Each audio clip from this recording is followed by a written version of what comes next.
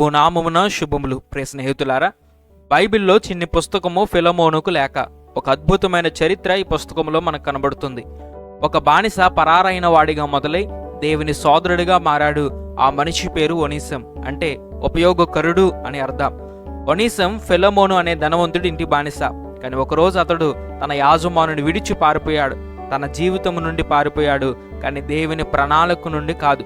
రోమాలోకి చేరిన తర్వాత అతడు ఒకరి వద్దకి చేరాడు. అతడే అపోస్తులుడైన పౌలు. ఆ సమయంలో పౌలు చెరసాలలో ఉన్నాడు, కానీ ఆయన వాక్యము బంధించబడలేదు.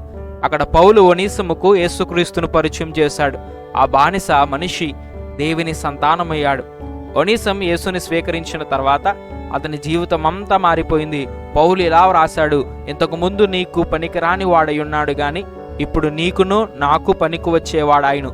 ఇప్పుడు అతడు నిజమైన ఉపయోగకరుడయ్యాడు. పౌలు ఒనీసమును తిరిగి ఫిలమోను దగ్గరకు పంపాడు.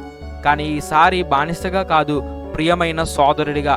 అతనితో పాటు ఒక లేఖ ఇచ్చాడు, క్షమాపణ, ప్రేమ మరియు సమాధానానికి సంకేతంగా. ఇక్కడ అతడిని బానిసగా కాక ప్రియమైన సహోదరుడిగా స్వీకరించుము. ఫిలమోనుకు 1:16. ఫిలమోను ఆ లేఖను చదివి కదిలిపోయాడు. దేవుని ప్రేమ అతని హృదయాన్ని మృదువుగా చేసింది. అతడు ఒనీసమును క్షమించాడు, బానిసలను సోదరుడిగా చేసుకున్నాడు. అదే సువార్త యొక్క శక్తి. ప్రేమతో బంధాలు చెరిపివేస్తుంది. ఒనీసము కథ మనకు నేర్పేది ఏమిటంటే, ఎవరు దేవుని కృపకు దూరంగా లేరు. మనం గతం ఎలాంటిదైనా యేసు మనలను క్రొత్త జీవితానికి పిలుస్తున్నాడు.